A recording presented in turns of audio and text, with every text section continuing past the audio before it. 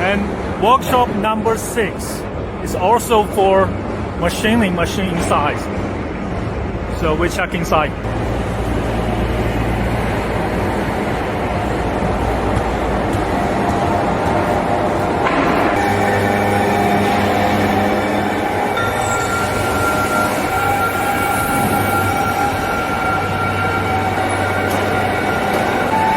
And you can see in these workshops, we have 3 lines for machining. And every day we produce a lot of bits. So I'm going to the 3rd line. And you see this is a group of this workshop. And this is our manager for this workshop.